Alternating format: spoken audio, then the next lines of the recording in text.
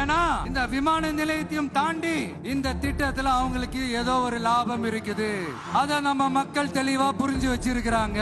நம்மளுடைய ஆட்சியாளர்களுக்கு ஒரு சில கேள்விகள். நீங்க எதிர்கட்சியா இருக்கும் போது 8 வழிச்சாலையை எதிர்த்தீங்க, அந்த காட்டுப்பள்ளி துறைமுகத்தை எடுத்தீங்க. அதே தானே இங்கேயும் அதே நிலைப்பாடு தானே இங்கே எடுக்கணும். எதிர்கட்சியா இருக்கும் போது விவசாயிகளுக்கு ஆதரவு, ஆளுங்கட்சியா இருக்கும் போது விவசாயிகளுக்கு எதிர்ப்பா? இது எனக்கு புரியலையே. இப்ப சமீபத்துல நம்ம அரிட்டாப்பட்டி பகுதியில அந்த டங்ஸ்டன் சுரங்கம் அமைக்கிறதை எதிர்த்து தமிழ்நாடு அரசு ஒரு தீர்மானம் ஒன்று கொண்டு வந்தாங்க.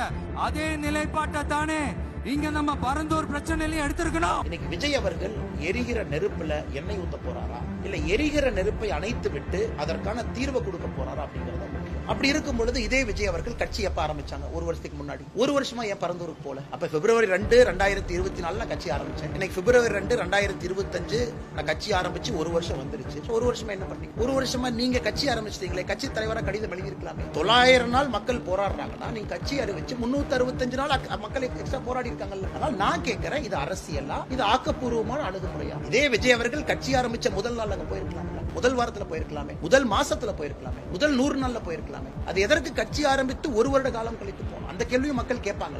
அப்ப இந்த அரசியல்வாதிகள் அது அரசியல் பண்ண போறாங்களா, இல்ல உண்மையாலுமே போராடி கொண்டிருக்கக்கூடிய மக்களுக்கு தீர்வு சொல்ல போறாங்க?